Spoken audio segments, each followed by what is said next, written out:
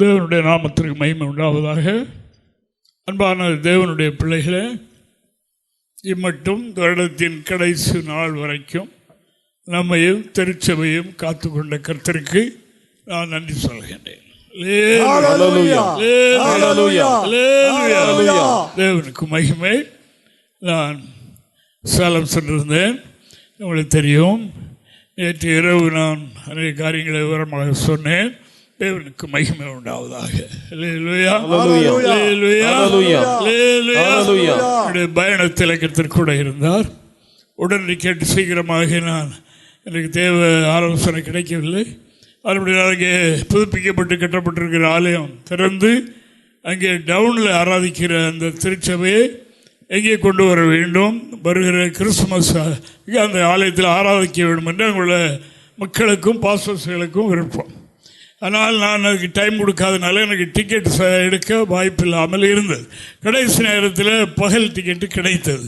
ஆனால் பிரயாணம் கொஞ்சம் கஷ்டமாக தான் இருந்தது. ஆனாலும் கர்த்தர் என்னோடு கூட இருந்து என்னை பலப்படுத்தி மகிமையான காரியங்களை செய்வார் என்று சொல்லுவேன். தேவனுக்கு மகிமை. கர்த்தருக்கு ஸ்தோத்திரம் உண்டாவதாக. அன்பான தேவனுடைய பிள்ளைகளுடைய ஊக்கமான பின்னணி ஜெபம் என்னை அருமையாக தாங்கினது. அதற்காக தேவனுக்கு ஸ்தோத்திரம். கடந்த புதன்கிழமை காலை அந்த ஆலயம், பழைய ஆலயத்திலிருந்து அங்கிருந்து உடன்படிக்கை பெட்டியை கொண்டு வந்தது போல அங்கு உள்ள ஆராதனை பணித்தளங்களெல்லாம் எடுத்துக்கொண்டு பவனியாக அந்த புதிதாக புதுப்பிக்கப்பட்ட ஆலயத்திற்கு வந்தோம். அங்கே கொண்டு அவைகளை சேர்த்து ஆராதனை 10:10 ஆரம்பித்தது. ஆராதனைக்கு ஆசீர்வதித்தார். அந்த திறப்பு ஆராதனை, ஐக்கிய ஆராதனை, ஊழியர்கள் நிறைய பாஸ்டர்ஸ்கள் வந்திருந்தார்கள். தேவனுக்கு மகிமை உண்டாவதாக. முடித்துவிட்டு பாஸ்டருக்கு அருகாமையில் ஒரு வீடு ஒன்று கட்டியிருக்கிறது. அதனுடைய அடுத்த பிரதிஷ்டை. அதை முடித்துவிட்டு மக்கள் வந்திருந்த ஐக்கிய ஆராதனையிலோ நிறைய மக்கள் அவரோட பேருக்கும் ஜெபம் பண்ணிவிட்டு மாலையில் பூர்வீகத்தில் உருவான நாரணம்பாளையம் என்ற ஊரில் ஒரு ஆலயம் இருக்கிறது. அங்கே ஒரு ஊழியம் உண்டு. அப்படினால அந்த ஆலயம் புதுப்பிக்கப்பட்டு அங்கேயும் திறப்பு விழா இருந்தது. அவைகளை செய்து மாலையில் அந்த திறப்பு விழாவும் செய்துவிட்டு அங்குள்ள மக்களுக்கு ஜெபம் பண்ணிவிட்டு முடிக்கும்போது முக்கியமான தியாகம் பண்ண தியாகிகள் வீடு கட்டியிருக்கிறோம் 2 பேர். நீங்கள் எப்படியாவது வந்து அதில் ஒரு ஜெபம் பண்ணிட்டு போயிடணும் என்று கேட்டாங்க. அப்படியே கிளம்பி அது ஒன்று டிஸ்டன்ஸ் ரொம்ப கொஞ்சம் தூரமான இடங்கள். அங்கே போகணும், ஜெபந்தானே பண்ணிட்டு போயிடலான்னு நான் நைட்டே அங்கேருந்து கிளம்பணுன்னு இருந்தேன். எனக்கு வெள்ளிக்கிழமை ஆராதனைக்கு இங்கே இருக்கணும் என்ற பிளானில் நான் அப்படி செய்தேன். தேவனுக்கு மகிமை. சென்றேன். அங்கே போனால் அங்கே ரிபன் எல்லாம் கட்டி வீடு பால்காய்ப்பு அந்த ஏற்பாடெல்லாம் அங்கே பண்ணி வச்சுருக்கு. ரிபன் கட்டியாச்சு. உள்ளே போனால் பால் காய்க்கணும் ஐயா. சரி, அப்போது இது பிரதிஷ்டை பால்காய்ப்புடாவும். சரி, பால் காய்ச்சி ஒரு சொன்ன ஆராதனை பண்ணி அடுத்தவர் சொன்னார் எங்கள் வீட்டில் ஒரு ஜெபம் பண்ணிடுறேன். அங்கேயே போகிறோம். அங்கேயும் ரிபன் கட்டி வைத்திருக்கிறது. அங்கே ஒரு பால்காய்ப்பு விழா. தேவன் இப்போ நடராத்திரி நடக்குது. தேவனுக்கு மகிமை. அங்கேயும் போய் வெட்டி பால் காய்ச்சி அங்கே இன்னொருவர் எப்படியாவது என் வீட்டில் நீங்கள் ரொம்ப ஏழைகள். அப்போது அவங்க என்ன நினைப்பாங்க, அங்கெல்லாம் போனாங்க எங்கள் வீட்டுக்கு வரலன்னு நினைக்காங்களோ நினைக்கலையோ. சரி போ, அங்கே போனால் அவருடைய வீடு கட்டி இன்னும் சரியான வேலை முடியாமலும் இருக்கிறது. அங்கேயும் ஒரு பால்காய்ப்பு தான். அல்லேலூயா.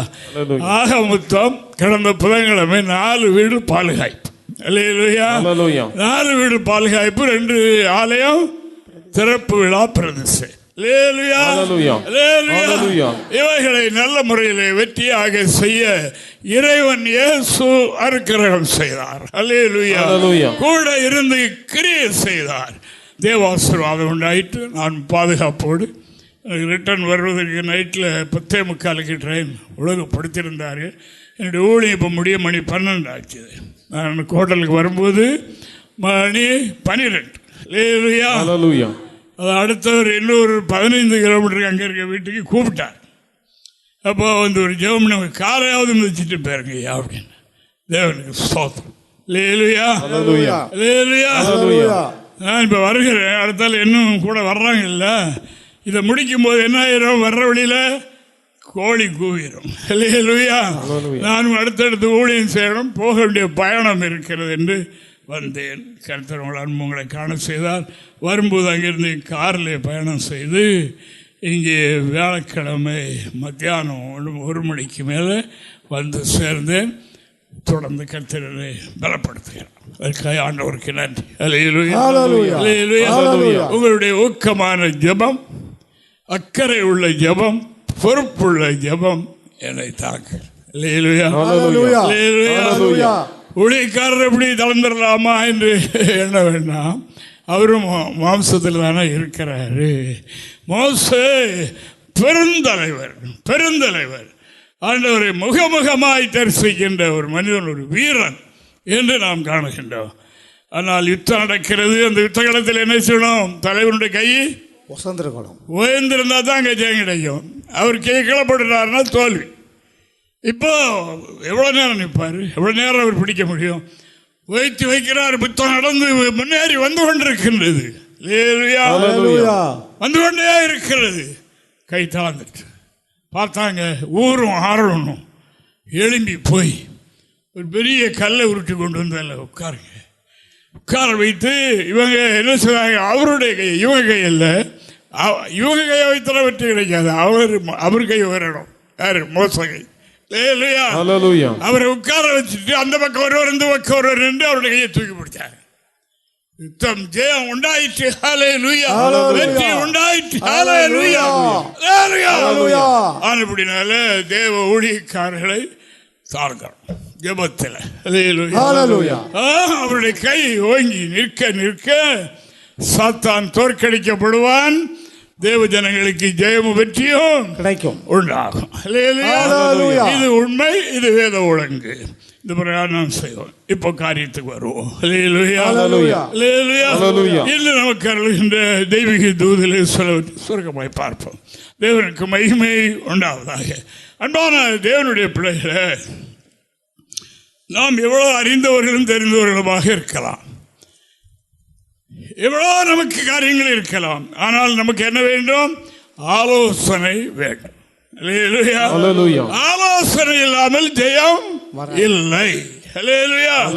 எந்த மனிதனும் தன்னுடைய முதுகை தானே பார்த்துக் கொள்ள முடியாது.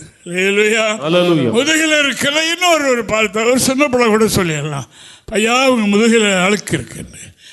அதுக்கு நம்ம உடனே அதை சரி பண்ணி ஜெயம். ஆலோசனைக்காரர் அநேர் உண்டென்றால் ஜெயம் உண்டு. அப்படி இல்லாவிட்டால் தோல்வி என்று நாம் காணுகின்றோம். அதற்கு தான் தெய்வீக ஐக்கியம், சபை வேண்டும் என்று சொல்வது. சிலருக்குள்ளே சாத்தான் பேசுவார், உனக்கு தான் நல்லா பைபிள் தெரியுமா, உனக்கு என்ன அங்கே தான் போய் கேட்கணுமா, அங்கே தான் போகணுமா, வீட்டிலே இருந்து நீ அதை செய் என்று சொல்லி எத்தனை என்று நாம் கேள்விப்பட்டு கொண்டிருக்கின்றோம். அதில் எத்தனை நாங்கள் கடந்து வந்த பாதையில் எத்தனை அனுபவங்களை அனுபவித்திருக்கிறோம். தேவனுக்கு மகிமை. ஆனபடியால் அன்பான தேவனுடைய பிள்ளைகளே, ஆலோசனை வேணும். எல்லாம் நமக்கு இருந்தாலும் ஆலோசனை வேணும். ஆலோசனை இருந்தால் ஜெயம். வாசிப்போம். தேவனுக்கு மகிமை. நீதிமொழிகள் 24ஆம் அதிகாரம் 6வது வாக்கியத்தை வாசிக்கலாம். நல்ல யோசனை செய்து யுத்தம் பண்ணு, நல்ல யோசனை பண்ணி யுத்தம் செய். ஆலோசனைக்காரர் அநேகரால் ஜெயம் கிடைக்கும். ஆலோசனைக்காரர் அநேகர் உண்டென்றால் ஜெயம் கிடைக்கும். ஜெயம். எல்லாவற்றிலும் ஜெயம். பாவத்தின் மேல் ஜெயம், இந்த லோகத்தில் நாம் செய்கின்ற தொழில் மேல் ஜெயம், படிப்பிலே ஜெயம், சகல காரியங்களிலும் என்ன உண்டு? ஜெயம் உண்டு. ஆலோசனை கேட்கணும். ஆலோசனை கேட்கிறவர்களுக்கு என்ன உண்டு? ஜெயம். ஜெயம். எல்லாவற்றிலும் ஜெயம். பிசாசு, மாம்சம், உலகம் இவைகளெல்லாம் சும்மா விடாது. இயேசுக்கே உலகத்தை காண்பித்தான் சாத்தான். ஆனபடினால உலகம் அதில் ஒரு மகிமை இருக்கு. அந்த உலகத்தில் அந்த மகிமையை காட்டுகிறான். காட்டி அவன் வேறு பக்கம் திருப்ப பார்ப்பான். ஆனபடினால் அன்பான தேவனுடைய பிள்ளைகளே, நாம் ஜெயம் பெற்றவர்களுக்கு அங்கே ஒரு கிரீடம் இருக்கிறது. அல்லேலூயா. ஹல்லேலூயா. ஜெயம் பெற்றவர்களுக்கு மேலே ஒரு ஆசீர்வாதம். அல்லேலூயா. ஹல்லேலூயா. அவர்களுக்கு மேன்மையின் காலம் இருக்கிறது.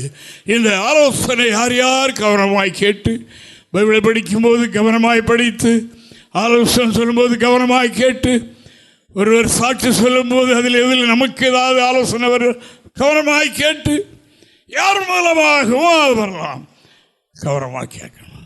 தெரியும், நிறைய தெரியும் நமக்கு ஆலோசனை. அந்த நேரத்தில் அந்த ஆலோசனை நமக்கு தெரியாமல் இருக்கலாம். ஆனபடியால் அருமையான கர்த்தருடைய பிள்ளைகள், இந்த வருடத்தின் கடைசி நாட்களில் நாம் என்ன செய்யணும் என்றால், தெரிந்தவர்கள் தெரியாதவர்களோ கண்டவைகளை சொல்லும்போது அவைகளை ஏற்றுக்கொள்ள வேண்டும். அது நமக்கு ஜெயத்தை கொண்டு வரும். அது நமக்கு வெற்றியை கொண்டு வரும் என்று வேதம் சொல்கிறது. வெளிப்படுத்தின விசேஷத்தில் நான் இப்படி படிக்கிறோம். 21ஆம் அதிகாரம் 7வது வாக்கியத்தை வாசிக்கும் போது, ஜெயம் பெற்றவன், அதாவது நம்முடைய கண்ணுக்கு தெரியாதவைகள் நிறைய இருக்குது. ஆதாம் ஏவாளை ஏதேமிலே கொண்டு வைத்தார், சகல நன்மைகளை வைத்திருந்தார். அவர்கள் எல்லாவற்றையும் சுதந்திரிக்க முடியவில்லை. சத்துரு வேறு பக்கம் திருப்பி விட்டான். தேவ ஆலோசனையை அவர்கள் மறந்து சாத்தானுடைய ஆலோசனையை கேட்டு அப்படி செய்தபடியினால் எல்லாவற்றையும் சுதந்திரிக்க முடியாமல் போயிட்டு. வாசிங்க. ஜெயம் கொள்ளுகிறவன் எல்லாவற்றையும் சுதந்திரித்துக் கொள்ளுவான். நான் அவன் தேவனாயிருப்பேன், அவன் என் குமாரனாயிருப்பான். தேவனுக்கு மகிமை. ஜெயம் கொள்ளுகிறவன் எல்லாவற்றையும் சுதந்திரிப்பான். எல்லாவற்றையும் என்றால் தேவன் வைத்திருக்கிறார். ஜெயம் கொள்ளுகிறவர்களுக்கு அவர்களுக்கு சொல்லாமல் காண்பிக்காமல் அவைகளை மறைத்து வைத்திருக்கிறார். அவை அனைத்தையும் ஜெயம் பெற்றவர்களுக்கு கொடுக்கத்தான் ஆசீர்வாதத்தை வைத்திருக்கிறார். அந்த ஆசீர்வாதத்தை பெறுவதற்கு நாம் ஜெயம் பெற வேண்டும். இந்த ஜெயம் பெற விடாதபடிதான் கீழ்ப்படியாமை, ஆலோசனைக்கு ஏற்று நிற்கிற சுவாபம், அதற்கு விளக்கம் கொடுக்கிற அனுபவம், இதான் எனக்கு தெரியுமே என்று சொல்கிற அனுபவம் எல்லாம் இருக்கும். பாருங்க, இதான் ஞானி என்று சொல்லும்போது, ஒருவர் பேசும்போது கேட்டுக்கொண்டே, அவருக்கு அவ்வளோ தெரியும், அவர் பேசுகிறது அதுக்கு மேலே அவருக்கு தெரியும், ஆனால் அவர் கேட்டுக்கொண்டே இருப்பார். அதுதான் அவருடைய உயர்வுக்கு, அவருடைய வெற்றிக்கு, அவருடைய மேன்மைக்கு இதான் முன்னடையாளம். அப்படி செய்கிறவர்கள் பெரியவர்களாக ஆக்கி விடுவார்கள் என்று நாம் காணுகின்றோம். பாருங்க, மோசனுடைய மாமன் ஒரு பிரஜாதிக்காரன் தான். ஆனாலும் அவர் இந்த தேவனுக்கு இவர் எகிப்திலிருந்து வெற்றி பெற்று மக்களை அழைத்து வந்ததுனால பலியெல்லாம் செலுத்தினார்னா இருக்கட்டும். எப்படியோ அவர் இந்த மோசைக்கு, அதாவது மாமன், இப்போ இவர் எகிப்திலிருந்து ஜனங்களை வரவழைத்து கொண்டு வந்திருக்கிறார். வந்து ஒரு இடத்துல இருக்கிறார். அதை கேள்விப்பட்டு அந்த மோசனுடைய மாமன், மோசனுடைய மனைவி, மோசனுடைய 2 பிள்ளைகள் அழைத்து கொண்டு அங்கே வந்திருக்கார் ஒப்படைக்கும்படியாக. அங்கே வந்திருக்கிறார். இதை பார்க்கிறார். அங்கே கீழே நிற்கிறாங்க. இதுலேருந்து ஆனந்தமான வரைக்கும் அங்கே அவ்வளோ நின்றுருக்கலாம். வெயிலில் நிற்கிறாங்க. அப்போ இவர் பார்த்து கொண்டே இருந்தார். இப்படி இருந்தால் இவரும் அழுத்து போவார், மக்களும் சளைஞ்சு போவார்கள். மோச பெரிய ஆள். ஆனாலும் அவருக்கு ஒரு ஆலோசனை தேவைப்பட்டது. இந்த மாமன் அவரிடத்தில் போனார். நான் உனக்கு ஒரு ஆலோசனை சொல்கிறேன், நீர் அதை கேட்பீர்கள் என்றால் இந்த ஊழியத்தை நீர் லகுவாக செய்யலாம். இல்லாவிட்டால் இந்த மக்கள் பகல் முழுவதும் நின்று களைத்து போயிடுவாங்க, உம்மாலே சமாளிக்க முடியாது. உடனே அதை ஏற்றுக்கொண்டார். அப்படியே செய்வேன். அவர் என்ன சொல்றது, நான் ஒரு கடவுளுடைய மனிதன், என்கிட்ட கடவுள் பேசிக்கிட்டு இருக்கிறார். 1,000 லட்சம் மக்களை ஒரு தேசத்திலிருந்தே விடுதலையாக்கி கொண்டு வந்திருக்கிறேன். எத்தனை அற்புதம், எத்தனை அடையாளம். இவர் யார் என்று எண்ணவில்லை. வாசிப்போம். தேவனுக்கு மகிமை. யாத்திராகமம் 18ஆம் அதிகாரம் 17 முதல் 19 வரைக்கும். அதற்கு மோசேயின் மாமன், நீர் செய்கிற காரியம் நல்லதல்ல, நீர் உம்மோடு இருக்கிற ஜனங்களும் தோய்ந்து போவீர்கள். பார்த்து கொண்டே இருக்கிறார். இது என்ன என்று கேட்கிறார். அதற்கு அவர் சொல்லுகிறார், மக்கள் எல்லாம் தங்களுடைய குறைகள், தங்களுடைய தேவைகள் இடத்துல விசாரிக்க வந்திருக்கிறாங்க, ஆலோசனை கேட்க வந்திருக்கிறாங்க. நீர் செய்வது சரியில்லை என்று உமக்கு நான் ஒரு ஆலோசனை சொல்லுகிறேன். வாசிப்போம். இது உமக்கு மிகவும் பாரமான காரியம். நீர் ஒருவராய் அதை செய்ய உம்மாலே கூடாது. இப்போது என் சொல்லை கேளும். உமக்கு ஒரு ஆலோசனை சொல்லுகிறேன். நான் சொல்வதை கேளும். நீர் தேவ மனிதர், ரொம்ப அறிந்தவர், ரொம்ப ரொம்ப காரியங்களை சாதித்த சாதனை பண்ணினவர். ஆனாலும் இப்பொழுது நான் சொல்வதை கேள், உனக்கு நான் ஒரு ஆலோசனை தருகிறேன். அப்படியே கேட்டார். வாசங்க.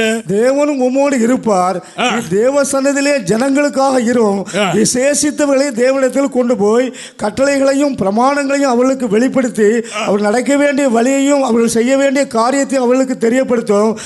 தேவனுக்கு பயந்தவங்க, உண்மையுள்ளவங்க, அறிவுடையவர்கள் அவருடைய தகுதியெல்லாம் பார்த்து இந்த வேலை பகிர்ந்து கொடுத்து அவர்களை செய்ய வையும், இது உமக்கு லகுவாக இருக்கும் என்று சொன்னபோது அப்படியே செய்தார்.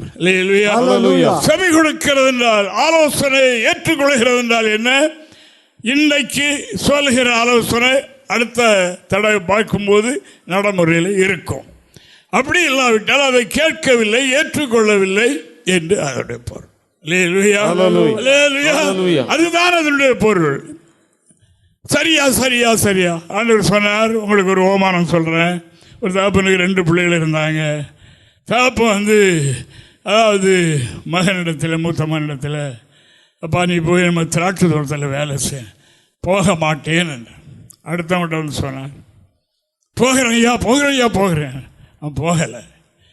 முதல்ல போக மாட்டேன் என்று சொன்னவன் மனசாப்பிட்டு அப்பாவுடைய வார்த்தையை மீறிட்டோமே, எதிர்த்து பேசிட்டோமே என்று எண்ணி அவன் திரும்பி போனான். இதில் யார் தகப்பனுடைய வார்த்தைக்கு செவி கொடுத்தவர்கள், யார் தகப்பனுடைய வார்த்தைக்கு கீழ்ப்படிந்தவர்கள் என்று சொல்லி அவனில் இவன் தான் ஆசீர்வதிக்கப்பட்டவன். அப்படினால் இன்று நமக்கு தருகிற ஆலோசனை, நமக்கு ஆலோசனை வேண்டும். ஆலோசனைக்கார் ஒருவர் அல்ல, அநேகர் இருந்தார். இல்லை ஐயா சொன்னதான் கேட்பேன், ஐயா சொன்ன நீங்கள் சொல்ற கேட்க மாட்டேன், ஐயா சொன்னதான் கேட்பேன், வீட்டில் நீர் சொன்ன நான் கேட்க மாட்டேன். இல்லை, ஆலோசனை எவர் மூலமாக வரலாம். மனைவியின் மூலம் புருஷனுக்கு வரலாம், புருஷன் மூலம் மனைவிக்கு வரலாம், நம்முடைய பிள்ளைகள் மூலமாக கூட பெற்றோர்களுக்கு வரலாம், எங்கிருந்தும் ஆலோசனை வரலாம். அந்த ஆலோசனை என்ன செய்யணும்? ஏற்றுக்கொள்ளணும். ஆலோசனை ஏற்றுக்கொள்கிறவர்கள் ஜெயம் பெறுவார்கள். அப்படினால ஜெயம் பெறுகிறவன் எல்லாவற்றையும் சுதந்தரிப்பான் என்று எழுதியிருக்கிறது. அவர்களுக்கு, ஜெயம் பெற்றவர்களுக்கு, தேவ சமூகத்தில் காத்திருக்கிறவர்களுக்கு, தேவ வார்த்தையை கை கொள்கிறவர்களுக்கு அவர் உண்டு பண்ணி இருக்கிறதை கண்கள் காணவும் இல்லை, காது கேட்கவும் இல்லை, உணர்ந்து கொள்ளவும் இல்லை. அது ஒரு மறைக்கப்பட்டது. ஏசாயா கூட வாசகங்கள் அந்த வசனத்தை, ஏசாயா தீர்க்கதரிசன புஸ்தகம் 64ஆம் அதிகாரம் 4வது வசனத்தை, தேவனே உமக்கு காத்திருக்கிறவர்களுக்கு நீர் செய்பவைகளை, ஆண்டவரே நம்முடைய ஆலோசனைக்கு இந்த மோசே எல்லாம் 40 நாள் காத்திருந்தார். எதுக்கு? தேவ ஆலோசனை பெற.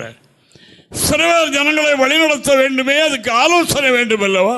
மலைக்கு வா, அங்கே உனக்கு நான் ஆலோசனை தருவேன் என்று அங்கே ஆலோசனை சொன்னார். எவ்வளவு நாள் காத்திருந்தார்? 40 நாள். 40 நாள் காத்திருந்து செய்தியை கொண்டு வந்தார். தேவனே உமக்கு காத்திருக்கிறவர்களுக்கு நீர் செய்பவைகளை வாசங்க. நீரே அல்லாமல் உலக தோற்றம் முதற்கொண்டு ஒருவரும் கேட்டதும் இல்லை, செவியால் உணர்ந்ததும் இல்லை, அவைகளை கண்டதும் இல்லை, மறைத்து வைத்திருக்கிறார். ஜெயம் பெற்றவனுக்கு அதை கொடுப்பேன், வைத்திருக்கிறேன். அது மனிதனுக்கு தெரியாது.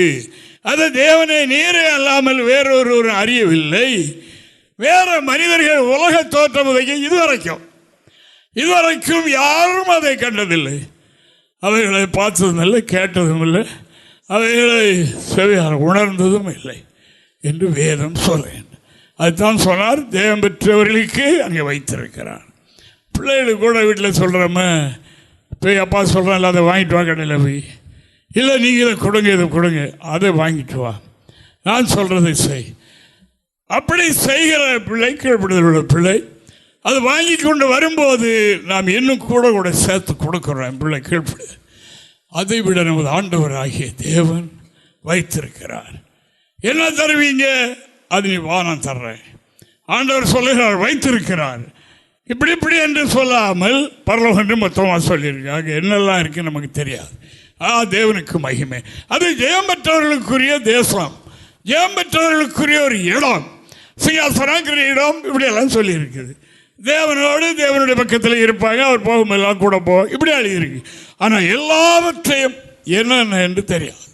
அது இதுவரைக்கும் உலகம் தோன்றிய முதல் முடிவு இதுவரைக்கும் இப்போ இருக்கிற நம்முடைய காலம் வரைக்கும் யாருக்கும் அது கேட்கல, பார்க்கல, உணரல.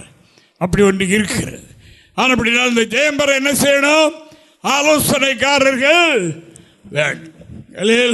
வேண்டும். ஆலோசனைக்காரர்கள் அநேகர் உண்டென்றால் ஜெயம் உண்டு. ஜெயம் பெற்ற ஆலோசனை கேட்டு அதன்படி நடக்கிறவர்களுக்கு எல்லாவற்றையும் கொடுப்பேன் என்கிறார். எல்லாவற்றையும் பெற்றுக் கொள்வார்கள். அவைகளை நாம் மனிதர்கள் யாரும் எவ்வளவு பக்தி பக்தர்களும் காணவில்லை என்று சத்திய வேதம் சொல்லுகிறபடியினால் ஆண்டவரை துதிக்கிறேன். ஆண்டவராய் இயேசு கிறிஸ்து சொன்னார். என்ன சொன்னார்? அதை பெற்றுக்கொள்கிற அந்த இடத்துக்கு போகிற வழி யாரு? நான் தான் என்று சொன்னார். நானே வழியும் சத்தியமும் ஜீவனுமாய் இருக்கிறேன். என்னாலே அல்லாமல் ஒருவரும் பிதாவினிடத்தில் பரலோகத்துக்கு வர முடியாது. அங்கதான் வச்சிருக்காரு எல்லாம், அங்கதான் எல்லாம் இருக்குது. அங்க போய் அதை சுதந்திரிக்க வேண்டும் என்றால் அதற்கு ஆலோசகர்கள் வேணும். ஆலோசகர் என்று மட்டும் எழுதாமல் அநேக ஆலோசனைக்காரர்கள் உண்டென்றால் ஜெயம்.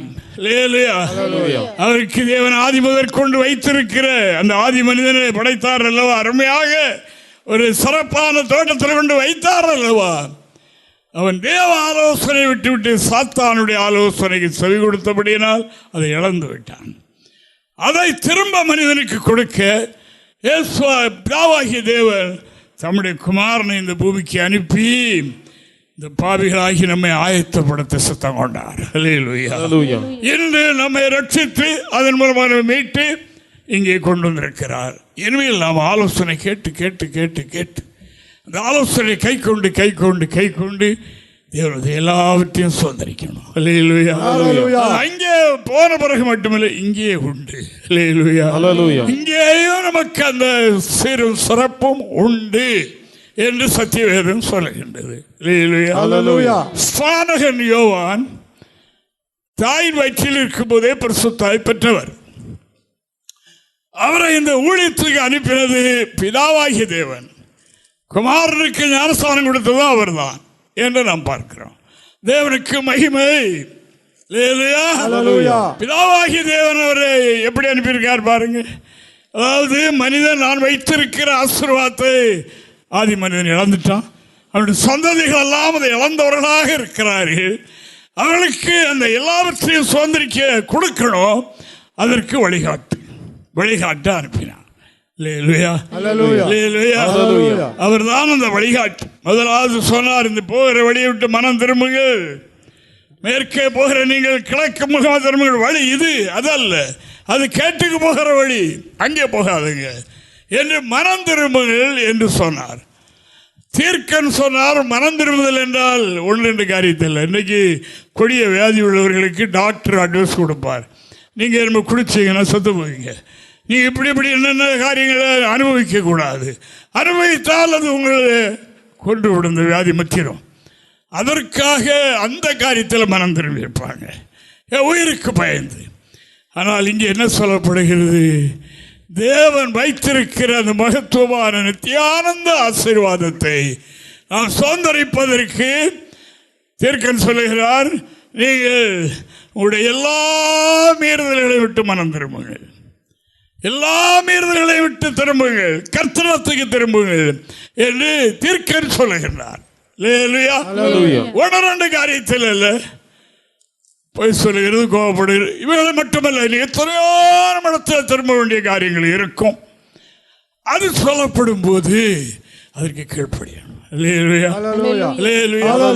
இந்த யோவான் பிரசங்கம் பண்ணினார். பிரசங்கம் பண்ணும்போது ஆயக்காரர்கள், பாபிகள், இந்த நிலையில் உள்ள ஏழு மக்கள் ஏற்றுக்கொண்டார்கள்.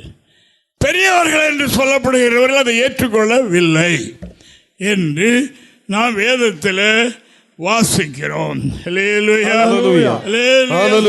லூக்கா 7:30 நாம் வாசிக்கும் போது இவ்வளவாக நாம் பார்க்கிறோம். பரிசேயரும் நியாயசாஸ்திரிகளுமோ அவனாலே ஞானஸ்தானம் பெறாமல் தங்களுக்கு கேடு உண்டாக தேவனுடைய ஆலோசனையை தள்ளிவிட்டார்கள். தேவ ஆலோசனை தள்ளினால் என்ன வருது? கேடு. மேலே உள்ள வசனத்தை கூட சேர்த்து வாசிங்க பார்ப்போம். யோவானுடைய உபதேசத்தை கேட்ட ஆயக்காரர் முதலான சகல ஜனங்களும் அவனாலே ஞானஸ்தானம் பெற்று தேவன் நீதிபரர் என்று அறிக்கையிட்டார்கள். யோவானுடைய வார்த்தையை கேட்டவர்கள் சொல்லியிருந்து இந்த மனிதனுடைய இந்த வாழ்நாள் குறுகினது, எப்போ போகிறது என்று தெரியாது. எந்த மனிதனுக்கும் கேரண்டி கிடையாது. அதை சரியாக நாமும் அறிந்து புரிந்து கொள்ளணும். தேவனுக்கு மகிமை. ஆனபடினாலே இவர் பிரசங்கித்தார், நிச்சயமாய் வாழுகின்ற ஒரு சொர்க்க ராஜ்யம், ஒரு பரலோகம் இருக்கிறது. ஆனபடினாலே அதற்கு நீங்கள் ஆயத்தப்படுங்கள் என்று சொல்லி பிரசங்கித்தார். அவருடைய பிரசங்கம், அவர் பிரசங்கத்தை கேட்ட யாரெல்லாம்? எருசலேம் நகரத்தார், யூதேயா தேசத்தார், யோர்தானுக்கு அடுத்த சுற்றுப்புறத்தார் யாவரும் அவனிடத்தில் போய் பாவங்களை அறிக்கை செய்து விட்டுவிட்டு பாவ மன்னிப்புக்கென்று யோர்தான் நதியிலே முழுகி ஞானஸ்நானம் பெற்றார்கள். இதுதான் வாழும் வழி, இதுதான் தேவன் வைத்திருக்கிற ஆசீர்வாதத்தை பெறும் வழி என்று போதித்த போது, அதாவது இந்த ஆயக்காரர் முதலான இப்படிப்பட்டவர்கள் ஏற்றுக்கொண்டார்கள், மற்றவர்கள் ஏற்றுக்கொள்ளவில்லை என்று வேதம் சொல்லுகின்றது. அப்படி ஏற்றுக்கொள்ளாதவர்களுக்கு அன்றும் இன்றும் என்ன அதில் எழுதியிருக்கிறது? யோவானுடைய வார்த்தை, தங்களுக்கு கேடு உண்டாக தேவ ஆலோசனையை தள்ளிவிட்டார்கள். ஆலோசனை வேணும். அன்பானவர்களே, நாம் ஞானஸ்நானம் எடுத்தாச்சு, பரிசுத்தம் பெற்றுட்டோம், இன்னும் நமக்கு ஆலோசனை வேணும். ஆலோசனை கடைசி வரைக்கும் நமக்கு ஆலோசனை வேணும். அதுதான் பக்தன் தாவீது சொல்கிறார், எனக்கு ஆலோசனை தந்த கர்த்தரை ஸ்தோத்திரிக்கிறேன். எனக்கு ஆலோசனை தந்த ஒரு பெரிய அறிவாளி, பெரிய ஞானி, பெரிய தீர்க்கதரிசி அந்த தாவீது, பெரிய யுத்த வீரன், பெரிய தைரிய நெஞ்சு உடையவர். அப்படிப்பட்டவருக்கு என்ன தேவைப்பட்டது? கர்த்தருடைய ஆலோசனை. உங்களுக்கும் எனக்கும் கர்த்தருடைய ஆலோசனை தேவை. ஆலோசனை தரும்போது பிடித்துக் கொள்வோம், அவைகளை கை கொள்வோம், நமக்கு ஜெயம் கிடைக்கும். வாரம் வாரம் கூடும்போதெல்லாம் பாவரிக்கை செய்யறது அல்ல, அதல்ல அதுக்கல்ல பாவரிக்கை. அந்த சத்தியம் அறியாமையில் பாவம் செய்துவிட்டால் அறிக்கை செய்யணும். சும்மா அதுவே ஜோலினா, சும்மா வாரம் மனப்பாடம் பண்ண மாதிரி நீள பட்டியல் போட்டு புதுசாக அன்றைக்கு தான் வந்திருக்கிற விசுவாசிகள் மாதிரி செய்கிறோம் பாருங்க. இதற்கு மருந்து என்ன? ஆலோசனை கேட்கணும். அப்போ ஜெயம் கிடைக்கும். அப்போ விடுதலை கிடைக்கும். இல்லாவிட்டால் இதே தான் கிடைக்க சொல்லிக்கிட்டே இருப்போம். கவனமாக கேளுங்க. என்ன எனக்கு இத்தனை வருஷம் ஆகியும், இந்த வருஷம் முடிய போது இன்னும் அந்த பழைய பாவம் வந்துட்டு தானே இருக்குது, ஏன் இல்லையே என்று நமக்குள்ளே சஞ்சலப்படுகிறோமே. இது உபவாசத்தினாலும் ஜெபத்தினாலும் மட்டுமல்ல, இது கர்த்தருடைய ஆலோசனை. எப்படி யார் யார் எப்படி நடக்கணும்னு வேதம் நமக்கு தந்திருக்கு. பழைய ஏற்பாட்டு காலத்தில் இருந்த விசுவாசிகளை விட இந்த காலத்தில் இருக்கிற நாம் பாக்கியவான்கள். அவர்களுக்கு வேதம் கிடையாது. இன்று நமக்கு வேதம் எழுதி கையிலே தரப்பட்டிருக்கிறது. அந்த வேதத்தில் எழுதியிருக்கிற பிரகாரம் வீட்டிலே கணவன் எப்படி மனைவி நடத்தணும், எப்படி அன்பு கூறணும், செய்யும் கடமையை எப்படி செய்யணும் என்று எழுதியிருக்கிறது. மனைவி கணவனிடத்தில் எப்படி நடந்து கொள்ள வேண்டும் என்று விஸ்தீரமாய் நிறைய எழுதியிருக்கிறது.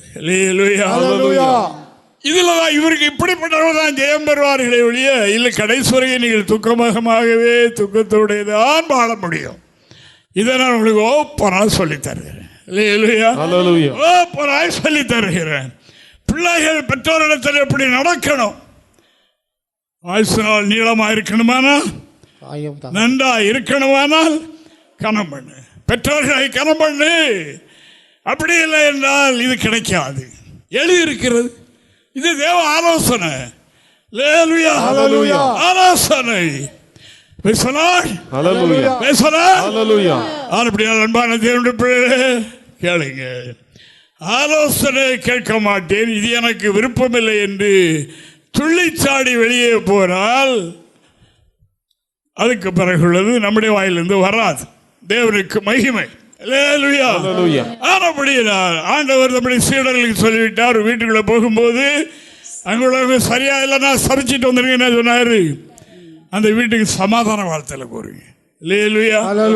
அதுதான் ஊழியக்காரனுடைய வேலை. ஊழியக்காரன் கடைசி வரைக்கும் அதைத்தான் செய்யணும், அதான் செய்வான். மற்ற தீர்ப்பு செய்யறதா அங்க இருந்து ஆசீர்வாதத்துக்கு நீங்க கூறின சமாதானத்துக்கு அவர்கள் பாத்திரவான்களாக இருந்தால் சமாதானம் அவர்களை சேரும். இல்லாவிட்டால் என்னிடத்திலிருந்து என்ன சொன்னார், உங்களிடத்துக்கு வந்துடும். அங்கெல்லாம் கொடுத்து வச்சிருக்கிறார். ஆலோசனைக்காரர்கள் அநேகர் இருந்தால் ஜெயம் உண்டு. ஆண்டவருக்கு மகிமை. உங்களுக்கு நேர கர்த்தருடைய வார்த்தை வருகிறது. அப்படி செய்கிறேங்க. ஆண்டவரே, இதை நான் உட்கொள்ளுகிறேன், இப்படி நடப்பேன், எனக்கு ஜெயம் வேணும், எனக்கு ஜெயம் வேணும். ஆதியிலே நான் இருந்த ஜென்ம குணம் என்ன என்னிலே இருக்கிறது, போகலையே என்று கவலை கொள்ளுங்கள். வருஷம் முடிய போகுது. நமக்கு ஜெயம் வேண்டும். ஜெயம் பெறுகிற இடம் இங்கேதான், இங்கேதான். அதாவது பரிசுத்தவான்கள் சீர்பருந்தும் பொருட்டு என்று பைபிள் எழுதி என்னிலும் இருக்கலாம். நீங்கள் சொன்னீங்க என்றால் நான் கேட்டு உடனே. இப்ப நம்முடைய நோக்கம் என்ன? அந்த தேவன் வைத்திருக்கிற எல்லாவற்றையும் சுதந்திரிக்கக்கூடிய இருக்கிறது அல்லவா, அதற்கு ரெடியாகிறதா இப்ப நம்முடைய ஜோலி. அதற்கு நம்மில் இருக்க வேண்டியது பழைய காரியங்கள் எல்லாவற்றிலும் ஜெயம் ஜெயம் பெறணும். ஜெயம் பெற்றால் ஜெயம் பெற்றவர்களுக்கு தேவன் மறைவாய் வைத்திருக்கிற ஆசீர்வாதங்கள் கிடைக்கும் என்று வேதம் சொல்கிறது. அதற்காக நான் தேவனை ஸ்தோத்திரிக்கிறேன். 4ஆம் அதிகாரம் 11-12 வசனங்களை நாம் ஒருவர் வாசிக்கலாம். மேலும் நாம் அனைவரும் தேவனுடைய குமாரனை பற்றும் விசுவாசத்திலும், தேவனை பற்றிய தேவனுடைய குமாரனை பற்றும் விசுவாசத்திலும், அறிவிலும் ஒருமைப்பட்டவர்களாகி கிறிஸ்துவனுடைய நிறைவான வளர்ச்சியின் அளவுக்கு தக்க, கிறிஸ்துவின் நிறைவான வளர்ச்சிக்கு தக்க பூரண புருஷராகும் வரைக்கும் பரிசுத்தவான்கள் சீர்பொருந்தும் பொருட்டு அப்படி செய்தார் என்று கீழே 5 வகையான ஊழியர்களை பற்றி எழுதியிருக்கு. பரிசுத்தவான்களை சீர்பட வேண்டிய காரியம் உண்டு. அதற்கு ஆலோசனை வேணும். நாம் தேவனுடைய குமாரனுடைய சாயலுக்கு ஒப்பாக அந்த பூரணத்துவத்தை அடைவதற்கு இப்படி செய்தார். அங்கேதான் அப்போஸ்தலர், தீர்க்கதரிசிகள், போதகர், சுவிசேஷகர், மேய்ப்பர்கள், 5 வகையான ஊழியர்கள் இருக்கிறாங்க தேவனுக்கு. அப்படினால இப்படி செய்தார். எதற்காக? பரிசுத்தவான்களில் இருக்கிற சீர்கேடு அகல்வதற்கு. அது எது அகற்றும்? ஆலோசனை. ஆலோசனை இது உங்கள இருக்கு பிரதர், சிஸ்டர், இப்படி இருக்குது, அதனால தான் இந்த காரியம் நடக்காமல் இருக்குது, இல்ல அதனால தான் நம்முடைய ஜெபத்திற்கு உடனே பதில் கிடைக்கல பிரதர், சிஸ்டர், அதற்காகத்தான் இவர் இங்கே ஊழியக்காரனாக இருக்கிறார். இந்த சபைக்கு நான் அந்த சபைக்கு ஊழியக்காரனானேன் என்று அப்போஸ்தலர் பவுல் சொல்லுகிறார். அந்த சபைக்கு எதற்காக? இந்த இவர் தேவனுடைய பரிசுத்தவான்கள் ஆக்க, பரிசுத்தவாய் பெற்ற எல்லாருமே பரிசுத்தவான்களும் பரிசுத்தவாட்டிகளும் தான் என்று வேதம் சொல்லுகின்றது. நிறுவனம் எழுதும்போது பரிசுத்தவான்களும் பரிசுத்தவான்கள் ஆகும்படி அழைக்கப்பட்டவர்களுக்கும் எழுதுகிறதாவது. அப்ப பரிசுத்தவாய் பெற்ற எல்லாரும் பரிசுத்தவான்கள் தான். அந்த பூரண பரிசுத்தத்தை அடைவதற்கு அழைக்கப்பட்டிருக்கிறோம். எங்கே? இங்கே. இங்கே வைத்து என்ன செய்கிறார்? பரிசுத்தவான்களை சீர்படுத்துகிறார். சீர்பருந்தும் பொருட்டு இந்த ஊழியங்கள் எல்லாம் இல்ல கடவுள் சொல்லிட்டவங்க இன்னைக்கு ஞானஸ்நானம் பெற்று போறாங்க, நாம சொன்ன அவங்களுக்கு வருத்தம், அவன் குணத்தை எப்படி என்னைக்கு மாத்திட்டு போறாங்க அப்படின்றால் உன்னுடைய உத்தியோகம் என்ன? என்று கேட்பார் அல்ல, ஒரு எதற்காக இங்கே வைத்தேன் என்று கேட்பார் அல்லவா? அவர்கள் அந்த டியூட்டியை செய்துதான் ஆகணும். அதற்குத்தான் ஆண்டவர் திருச்சபையிலே மக்களை கொண்டு வருகின்றார். பெரிய பெரிய கூட்டங்கள் இருக்கலாம், அது இருக்கட்டும். இந்த கூட்டம் சொற்ப கூட்டம் என்ன என்றால், தேவன் மறைவாய் வைத்திருக்கிற அந்த ஆசீர்வாதத்தை தருவதற்காக, அதை கொடுப்பதற்காக நம்மை ஆயத்தப்படுத்துகிறார். திருச்சபையில் வைத்து நம்மை ஆயத்தப்படுத்துகிறார். அதற்கு தடையாக நம்மில் என்னென்ன காணப்படுகின்றதோ, நாம் பரிசுத்தவான்கள் பரிசுத்தவான்களாக இருந்தாலும் இன்னும் நம்ம செயல்பட வேண்டிய காரியங்கள் இருக்கலாம். தேவனுக்கு மகிமை. பரிசுத்தவான்கள் சேர்ந்திருந்தும் பொருட்டு இப்படி செய்தார். எப்படி? அந்த வாசங்கள், அந்த வசனத்தை விட பரிசுத்தவான்கள் சீர்பொருந்தும் பொருட்டு சுவிசேஷ ஊழியத்தின் வேலைக்காகவும் கிறிஸ்துவின் சரீரமாகிய சபையானது பக்தி விருத்தி அடைவதற்காகவும், சபையாகிய சரீரமாகிய சபை பக்தி விருத்தி அடைவதற்காகவும் அவர் சிலரை அப்போஸ்தலராகவும், சிலரை தீர்க்கதரிசியாக, சிலரை சுவிசேஷகராக, சிலரை மேய்ப்பராகவும் போதகராகவும் ஏற்படுத்தினார். நாம் ஒரு ஜெயமுள்ள வாழ்க்கையை செய்யணும். ஜெயம் பெற்றவர்களுக்கு அவர் வைத்திருக்கிற நன்மைகளை தமிழ் பிள்ளைகளுக்கு வழங்கணும், கொடுக்கணும் என்று விரும்பி அவர் அப்படி செய்திருக்கிறார். வாங்க, வந்துட்டு இருங்க. ஞாயிற்றுக்கிழமை கோயிலுக்கு மட்டும் நீங்க வந்தா போதும். இப்போ கூட்டம் குவிது, ஒரு இடங்கள்ல குவியுது. இங்கிருந்து எரிச்சாடி செல்லுது, அங்கே போய் சாடிடுது. தேவனுக்கு மகிமை. இது தேவன் மறைவாய் வைத்திருக்கிற ஆசீர்வாதத்தை நமக்கு தருவதற்கு தேவன் வைத்திருக்கிற இடம். அப்படி சீர்கேடுகளை மாற்றி நம்மை தேவனுடைய சாயலுக்கு ஒப்பாக பூரண புருஷராக, ஸ்திரீகளோ புருஷர்களோ பூரண புருஷராக ஆக்கும் வரைக்கும் இப்படிப்பட்ட போதகர்கள் அங்கே இருக்கிறாங்க சபையில். சின்ன ஹாஸ்பிட்டலுக்கு போனால் என்ன சொல்லுவாங்க, இதுக்கு ஸ்பெஷலிஸ்ட்லாம் என்கிட்ட இல்லை, அங்கே கிம்ஸுக்கு போங்க, இல்லை பெரிய ஹாஸ்பிட்டலுக்கு போங்கன்னு சொல்லி அனுப்பி, அங்கே எல்லாம் இருக்கு, எல்லாமே அங்கே வச்சிருக்கிறாங்க. உடனுக்குடன் பார்த்து சொல்லிடுவாங்க என்று சொல்லுவாங்க. அங்கே எல்லா டாக்டரும் நீங்கள் இத்தனை நம்பருக்கு போங்க, இத்தனை நம்பருக்கு போங்க, அந்த நம்பருக்கு போங்க சொல்லுவாங்க. அங்கே அந்த ஆள் இருக்காங்க. அது மாதிரி சபை என்றால் எல்லாவற்றிற்கும் உரிய, இங்கே சீர்திருத்தம் செய்கிற இங்கே தகுதிக்குரியவர்கள் உண்டு. அந்த ரட்சிக்கப்படுகிறவர்களை இங்கே கொண்டு சேர்க்கிறாரு, அங்கெல்லாம் கொண்டு சேர்க்கிறாரு. இங்கே போங்க, சபைக்கு போக போய் உங்களில் இருக்க சீரியல் உங்களுக்கு தெரியாது, அங்கே சொல்லுவாங்க. அதை கேட்டு அதை உதாசனம் பண்ணிடாதுங்க, உதறிடாதுங்க, அதை தள்ளிடாதுங்க, அதை ஏற்றுக்கொண்டு கை கொள்ளுங்கள். அப்பொழுது உங்களுக்கு அந்த ஜெயம் பெற்றவர்களுக்குரிய ஆசீர்வாதம் கிடைக்கும். ஜெயம் பெறாதவர்களுக்கு அந்த ஆசீர்வாதம் கிட்டாது. ஆதாம் ஏவாளும் தோல்வி அடைந்தார்கள், கொடுக்கப்பட்ட ஆசீர்வாதத்தை பறித்து கொண்டு வெளியே அனுப்பிவிட்டார் என்று நாம் காணுகின்றோம். ஆனபடியினால் தேவன் தம்முடைய சாயலில் உருவாக்கப்பட்ட மனிதனுக்கு அவர் ஆயத்து வைக்க வைத்திருக்கிற ஆசீர்வாதம் ஏறாம். காதும் கேட்கல, கண்ணும் கேட்கல, கண்ணும் பார்க்கல, ஆதி முதற்கொண்டு இதுவரைக்கும் அது மறைவாகவே இருக்கு. அது நாம் இந்த நாளில் தியானிக்கிறோம். அருமையானவர்களே, இந்த பூமியிலே நாம் எப்படி வாழ்ந்தாலும் சஞ்சலங்களும் மனச்சஞ்சலங்களும் கவலைகளும் பிரயாசங்களும் எல்லோருக்கும் உண்டு. இல்லை என்று சொல்லவே முடியாது. பணம் இருந்தால் கவலை தீராது, மற்றபடி நமக்கு வேறு எல்லா வசதி இருந்தாலும் மனிதனுக்கு ஒரு கவலை உண்டு. அந்த கவலை போக்கி அவனை நித்திய மகிழ்ச்சியினால் நிரப்பி மகிழ்ச்சியாக அந்த நாட்டிற்கு கொண்டு போவதற்கு இங்கே கர்த்தர் இந்த வேலையை செய்கிறார். ஒரே வழியை நாம் செய்ய வேண்டியது என்னென்றால், ஜெயம் பெற விடாதபடி தடை செய்கிற என்ன காரியம் நம்ம இருக்கிறதோ அதை உடனே அகற்றிவிட்டு, வேதம் சொல்லுகிறது அல்லவா, என்ன சொல்லுகிறது? அதாவது இந்த ஓட்டப்பந்தயத்தில் ஓடுகிற நீங்கள் பாரத்தையும் சுற்றி இருக்கிற பாவத்தையும் உங்களை நெருக்கி இருக்கிற பாரத்தையும் தள்ளிவிட்டு விசுவாசத்தை துவக்கிறவரும் முடிக்கிறவருமாகிய இயேசுவை நோக்கி, இலக்கை நோக்கி தொடருங்க. இந்த சுமைகளை சுமக்காதுங்க, இதை அகற்றிடுங்க, நீக்கிறங்க. இதை ஒன்றுக்கும் ஆகாது. கவலைப்படுகிறதுனால ஒன்றுமில்லை. நேற்று படித்தேன், உங்கள் தலையில் உள்ள மயிரெல்லாம் எண்ணி இருக்கிறேன் என்று என்னோடு பேசுறது போல இருந்தது. அல்லேலூயா. இந்த அற்ப முடிகளை கூட எண்ணி, இது என்னுடைய உத்தரவு இல்லாமல் ஒன்றும் கீழே விழாது, கீழே விழாது, கருப்பாகாது, வெள்ளையோ ஆகாது. அதுக்காக இன்னொரு இது தேய்க்கணி தேவையில்லை. அல்லேலூயா. இன்னொன்று தேய்க்கணும்னு நான் சொல்லாதெல்லாம் உங்களுக்கு விளங்கும். அல்லேலூயா. அதாவது வயசு கிடுகிறது என்று ஆன பிறகும் கருகருன்னு இருக்கணும். அப்படி ஆண்டவர் சொல்லி இருக்கிறார், நான் கருப்பாக ஆக்குது வெள்ளை ஆக்குது என்னுடைய செயல். அல்லேலூயா.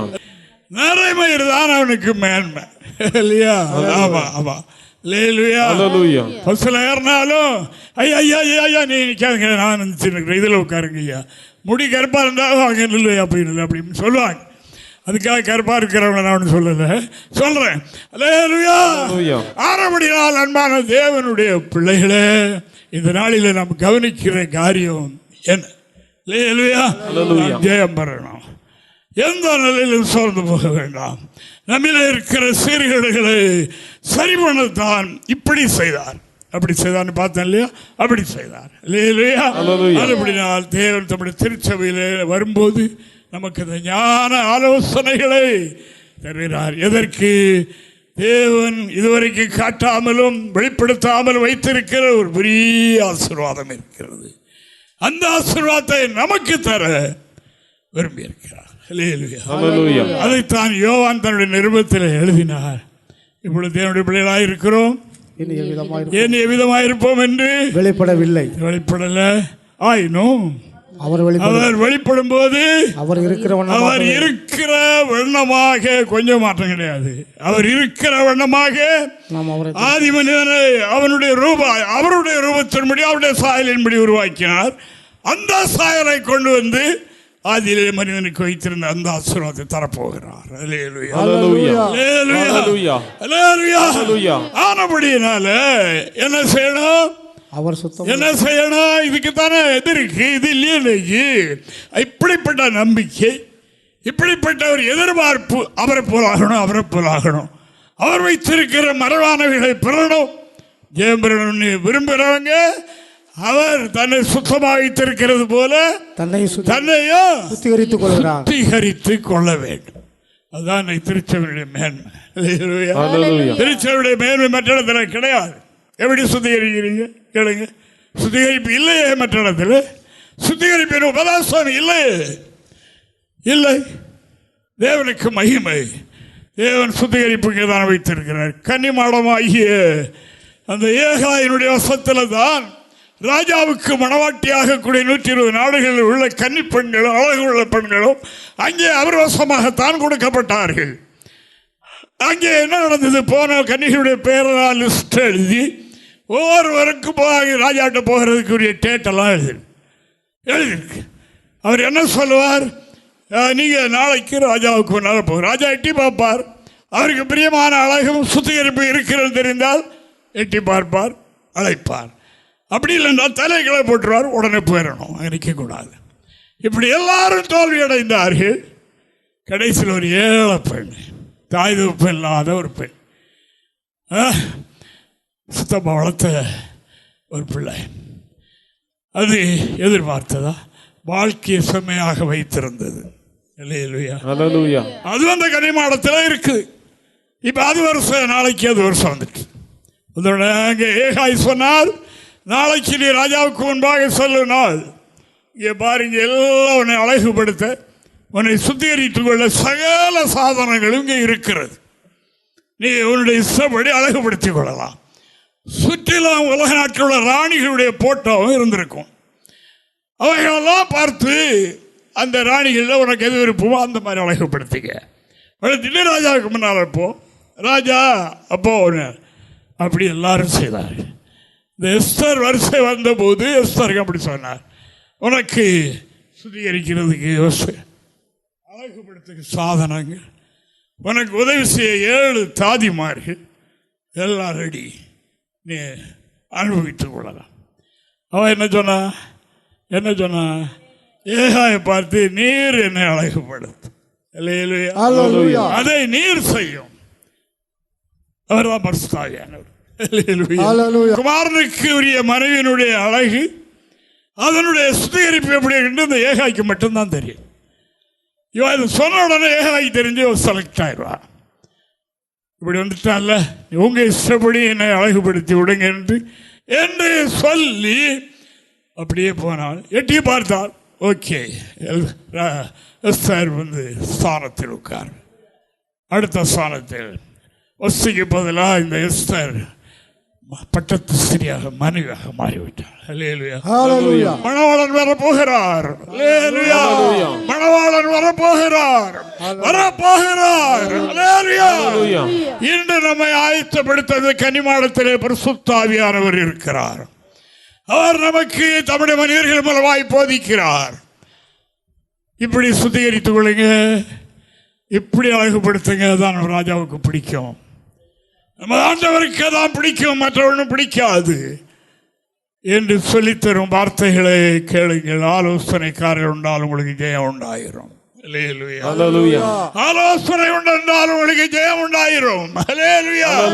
ஜெயம் பெற்றவர்களுக்கு அங்கே சீட்டு காலியாக இருக்கிறது. அமர செய்ய போகின்றார். அவர் வைத்திருக்கிற அனைத்து கரத்தையும் தரப்போகின்றார். அதற்குத்தான் நாம் இங்கே கூட்டி சேர்க்கப்பட்டிருக்கிறோம். எங்களை தேவ பிள்ளைகள் மனதில் வைத்துக் கொள்ளுங்க. இங்கே சுத்திகரிக்க, நம்மை தேவனுக்கு உகந்தவர்களாக அழகுபடுத்த வேண்டிய சகலமும் கர்த்தர் வைத்திருக்கிறார். அதற்கு நாம் செய்ய வேண்டியது ஆலோசனை கவனிக்க, ஆலோசனையை ஏற்றுக்கொள்ளணும். அவைகளை செய்து கொண்டே இருப்போம் என்றால் தேவசாயம் நம்மில் வந்துவிடும். அன்பான தேவனுடைய பிள்ளைகளே, அந்த நாள் நெருங்கிட்டு அதிவிரைவில் தோன்ற போகின்றது. அது நடுராத்திரி வரலாம், சேவல் கூவும் நேரத்தில் வரலாம், எப்பொழுதும் வரலாம். ஆயத்தமாயிருங்கள். நம்மில் உள்ள சீர்கேடுகளை மாற்ற சீழை பிதிக்க இடம் கொடுங்கள். சீழை பிதிக்கி காயங்கட்டினால் மறந்துவிட்டால் தான் சுகமாகும். சீழ் உள்ளே இருக்கும் வரைக்கும், சாகும் வரைக்கும் புலம்பினாலும் சீர்கேடு போகாது. ஜெயம் உள்ள வாழ்க்கை கிடைக்காது. ஜெயம் உள்ள வாழ்க்கை கிடைக்க வேண்டும் என்றால் சீழை பிதுக்கும் போது வலிக்கத்தான் செய்யும். நான் பார்த்துருக்கிறேன், சில பிள்ளைகள் காலில் இந்த பூச்சி முள் மாதிரி முள் ரொம்ப வலிக்கும், நடக்க முடியாது, நொண்டி நடக்கும். அப்போ பெற்றோர்கள் பிடித்து வைத்துக் கொண்டு அதுக்கு எல்லாம் துடியாக துடைக்கும். ஒரு தாய் பிடிச்சிக்கிடுவாங்க, தாப்பனார் ஐயோ என்று சொல்லி தாப்பெல்லாம் கடிக்கும். என்னெல்லாமா பண்ணும். எடுத்து விட்ட பிறகு சுகம்.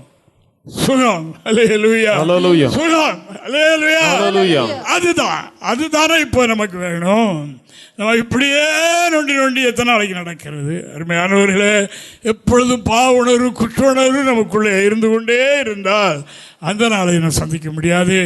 அதாவது நம்முடைய வாழ்க்கையில் இந்த குற்ற உணர்வு நீங்கி எப்போ வருவார் நேசர் என்று எதிர்பார்க்கும் ஒரு இருதயம் நமக்கு வேணும்.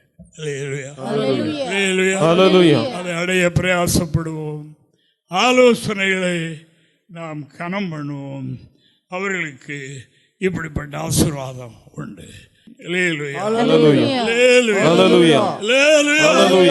தேவனுக்கு மகிமை. ஜெயங்கொள்கிறவர்களுக்கு என்ன கொடுப்பார் என்பதை பாருங்க. வெளிப்படுத்தல் 2:7 ஆவியானவர் சபைகளுக்கு சொல்லுகிறதை காதுள்ளவன் கேட்க கடவன். உலகத்தானுக்கு அல்ல, சபைக்கு சொல்லுகிறதை காது கேட்கிற காது விருத்த சோதனம் பண்ணியிருக்கணும். இந்த காது உள்ளவர்கள் எல்லாம் கேட்க கடவர்கள். ஜெயம் கொள்ளுகிற எவனோ அவனுக்கு தேவனுடைய பரதேசியின் மத்தியில் இருக்கிற ஜீவ விருட்சத்தின் கனியை புசிக்க குடிப்பேன் என்று எழுது. அங்கே ஒரு பரதேசி இருக்கு. அங்க என்ன இருக்குதா? ஜீவ விருட்சத்தின் கனி அங்க இருக்கு. அவர்கள் தான் அங்கே போக முடியும், அதை அனுபவிக்க முடியும். அது யாருக்கு? ஜெயம் பெற்றவர்கள். ஜெயம் பெற்றவர்களுக்கு பரதேசத்தில் இருக்கிற அந்த ஜீவ விருட்சத்தின் கனியை புசிக்க கொடுப்பேன் என்று வேதம் சொல்லுகிறது. 2:17 கூட வாசிங்க. ஆவியானவர் சபைகளுக்கு சொல்லுகிறதை காதுள்ளவன் கேட்க கடவன். ஜெயம் கொள்ளுகிறவனுக்கு நான் மறைவான மன்னாவை புசிக்க கொடுத்து. மறைவான மன்னாவை பாருங்க. நாம் இங்கே எத்தனையோ வகையான ஆகாரங்கள், ஊட்ட சத்து, அந்த சத்து, இந்த சத்து, ஹெல்த் இல்ல. தேவன் கொடுக்கிற ஒரு ஆகாரம், மறைவான மன்னா. இஸ்ரவேல் ஜனங்களுக்கு கொடுத்தார். அந்த மன்னா தூதர்கள் சாப்பிடுகிற மன்னா. அது பரலோகத்தின் வானத்தின் தானியம் என்று எழுதியிருக்கிறது. அப்படினால் அதை யாரு கொடுப்பார்? இதெல்லாம் மறைத்து வைத்திருக்குது. அப்படினால அங்கே ஜெயம் பெற்றவர்களுக்கு ஜீவத்தின் கனி, ஜெயம் பெற்றவர்களுக்கு மறைவான மன்னா. மூன்றாவது வெளிப்படுத்தல் 3:5 கூட ஒரு வாசித்தோம். எவனோ அவனுக்கு வெண்வஸ்திரம் தரிப்பிக்கப்படும், ஜீவ புஸ்தகத்திலிருந்து அவருடைய நாமத்தை நான் கிறுக்கி போடாமல் என் பிதா முன்பாகவும் அவருடைய தூதர் முன்பாகவும் அவன் நாமத்தை அறிக்கையிடும். எவ்வளவு பெரிய காரியம் பாருங்க, எவ்வளவு பெரிய காரியம் பாருங்க. ஜெயம் பெற்றவர்களுக்கு இவ்வளவு பெரிய காரியம். அப்படினால ஜெயம் பெற்றவர்களுக்கு மூன்றாவது பார்த்தோம். அந்த வசனத்தை இன்னொரு கூட வாசிட்டுறீங்க. அந்த வசனத்தை இன்னொரு வாசிங்க. ஜெயம் கொள்ளுகிறவன் எவனோ அவனுக்கு வெண் வஸ்திரம் தரிப்பிக்கப்படும், பரிசுத்த ஜீவியம். ஏற்கனவே நமக்கு ஒரு வஸ்திரம் தந்திருக்கிறார். இது நிச்சயதார்த்தம் பண்ணுகிறவர்களுக்கு மணவாளன் கொடுக்கிற ஒரு நிச்சயதார்த்த வஸ்திரம். ஆனால் தேவன் கொடுக்கிற வஸ்திரம் தூயதால் எந்த வண்ணானாலும் எடுக்க முடியாத. அவர் மலையிலே மறுரூபப்படும்போது அங்கே அவருடைய வஸ்திரம் பூமியில் எந்த தொழிலாளியும் அதாவது அந்த வண்ணாக்கி கொண்டு வர முடியும். அவ்வளவு தூய்மையான வஸ்திரம். அது யாருக்கு? இங்கே நமக்கு தான், ஜெயங்குளிகளுக்கு. அதுக்கு தானே நான் சொல்லிட்டு வரேன். ஜெயங்குளிகளுக்கு தான் அந்த ஆலோசனை. ஃபஸ்ட்டு வசனத்தை மட்டும் வச்சுக்கிட்டேங்க மனசில். தேவனுக்கு மகிமை, அதை மட்டும் மனசில் வச்சுக்கிட்டேங்க. அது ஆலோசனை எங்கேருந்து வந்தாலும் துராலோசனையில் துன்மார்க்கருடைய ஆலோசனை நடக்கக்கூடாது. நாம் நன்மையான ஆலோசனை எங்கே கிடைக்கிறதோ, பரிசுத்தாவியான மனிதர்கள் மூலமாக வைத்தார்கள், உடனே பிடிச்சுக்கிடணும். அப்புறம் வஸ்திரம் நாளுக்கு நாள் வெண்மை வெண்மை வெண்மை வெண்மை. அதைத்தான் பிரசங்கி சொன்னார், அவருடைய வஸ்திரம் எப்பொழுதும் வெண்மையாக இருக்கட்டும். சனிக்கிழமை மட்டும் விளையாக்கிட்டு ஞாயிற்றுக்கிழமை ஆராதனை திரும்ப எடுத்துட்டு அப்புறம் அழுக்காக்கிட விடாது. அப்புறம் அடுத்த வாரம் வந்து விளையாக்க விடாது. அது அடிக்கடி அழுக்காக்கி வெண்வஸ்திரத்தை துவைத்தால் அது என்ன வர மஞ்சள் காய்ச்சி போயிடும், ஒரிஜினல் வெள்ளம் போயிடும். அதன்படியினால் அன்பான தேவனுடைய பிள்ளைகளை கேளுங்க, ஜெயங்குளிகளுக்கு வெண்வஸ்திரம் தரிப்பிக்கப்படும். அதுக்கு நீங்க ஆலோசனைக்கு எப்பொழுது செவி திறந்தே இருக்கட்டும். இல்லையா? ஆலோசனை யாக்கோபு ரொம்ப அருமையா ஒரு சின்ன புஸ்தகம் தான், எவ்வளவு ஆலோசனை. அதனுடைய எனக்கு பிரியமான சகோதரர்களே, நீங்கள் கேட்கிறதுக்கு தீவிரமாயும், கோபிக்கிறதுக்கு தாமதமாயும், பேசுகிறதுக்கு பொறுமையாயும் இருங்க. 3 காரியம். அதில் ஒன்று கேட்கிறதற்கு தீவிரமாயிரு. தேவனுடைய மனிதர்கள், தேவாலோசனை, வயதில் முதிர்ந்த நற்சாட்சி பெற்ற மனிதர்கள் கேட்கிற தீவிரப்படுங்க. கேட்டு அப்படியே செய்யுங்க. இந்த வியாபாரிகள்லாம் பாருங்கள், வருஷத்துக்கு ஒரு தடவை ஸ்டாக் பார்ப்பாங்க, கணக்கு பார்ப்பாங்க. அதில் குறைப்பட்டு இருந்தால் மேற்கொண்டு மேலே இருக்கிற தொழிலாளிகள் பெரிய அதிபர்களை கூப்பிடுவாங்க. உங்கள் வியாபாரம் எப்படி இப்படி ஆச்சுது, என்ன செய்தீங்க, என்ன பண்ணீங்க கேட்டு அதை தங்களுடைய வாழ்க்கைக்கு, தங்களுடைய வியாபாரத்துக்கு, தொழிலுக்கு பயன்படுத்தி கொள்வார். அப்படி பிறந்த ஆவிக்குரிய ஜீவியத்தில் நாம் ஜெயம் பெற்று கொள்ள வேண்டும். ஹல்லேலூயா. 4வதாக 3 அதிகாரம் 12வது வாக்கியத்தை கூட வாசித்து விடுவோம். ஜெயம் கொள்ளுகிறவன் எவனோ அவனை என் தேவனுடைய ஆலயத்திலே தூணாக்குவேன், அதனின்று அவன் ஒரு காலம் நீங்குவதில்லை. என் தேவனுடைய நாமத்தையும் என் தேவனால் பரலோகத்திலிருந்து இறங்கி வருகிற புதிய எருசலேமாகிய என் தேவனுடைய நகரத்தின் நாமத்தையும் என் புதிய நாமத்தையும் அவன் மேல் எழுதுவேன். எவ்வளவு ஜெயம் இருக்கு பாருங்க. புதிய எருசலேம் நாமம். ஆமா, புதிய எருசலேம் நான் அடிக்கடி சொல்லுவேன் இல்லையா? அதாவது பரலோகத்தில் இருக்க பரம எருசலேம், பூமியில் இருக்கிறது புதிய எருசலேம். அந்த பரம எருசலேமில் யார் இருக்கிற? 1000 தூதர்களும் ஆவியில் என் ரத்தம் பேசுவதை பார்க்கிற நன்மையானங்களை பேசுகிற திளைக்கப்படும் ரத்தமும் அப்படிப்பட்ட ரத்த சாட்சிகளுடைய இருக்காங்க. அது மட்டுமல்ல, பூர்ணமாக்கப்பட்ட ஆவிகளும் அங்கே இருக்கு. இங்கே பூரணமாக்கி அவருடைய காலம் முடியும் போது பரம எருசலேம் போய் சேர்றார். சரியா? தேவனுக்கு மகிமை. இங்கே அதை ஆயத்தப்படுத்துறது. துபாய்க்கோ வெளிநாடுகளுக்கோ வேலைக்கு ஆள் வேணும் என்றால் சென்னையிலோ திருச்சியிலையோ அங்கிருந்து பிரதிநிதிகள் வருவாங்க, அறிவிப்பு கொடுப்பாங்க. ஆள் எடுக்கப்பட போகிற இத்தனாம் தேதி எண்டூர் வைத்து அங்கே செலக்ஷன் ஆகிறவர்களை இங்கே அவர்கள் வெற்றி பெற்று ஜெயம் பெற்று விட்டால் உடனே அந்த வேலைக்கு அவர்களை அனுப்பிவிடுறேன்.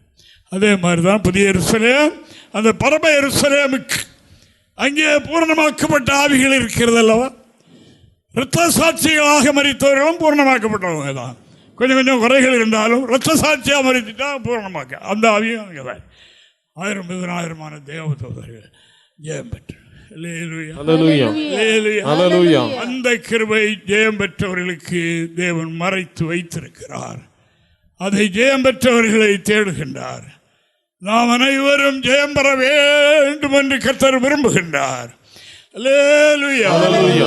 பக்தன் சொல்லுகின்றார், இதை கண்ட இதை தரிசித்த தேவ மனிதன் சொல்லுகிறார், மனிதர்கள் நம்முடைய வார்த்தையை காத்துக்கொள்ளாதனால் என்னுடைய கண்களில் இருந்து நீர்த்தாரைகள் ஓடுகிறது. அவர் வசனத்தை கை கொள்ளாதனால் என் கண்ணிலிருந்து நீர்த்தாரை ஓடு. ஏனென்றால் மனிதனுக்கு வைக்கப்பட்டிருக்கிற இவ்வளவு பெரிய ஆசீர்வாதத்தை இழக்கிறானே.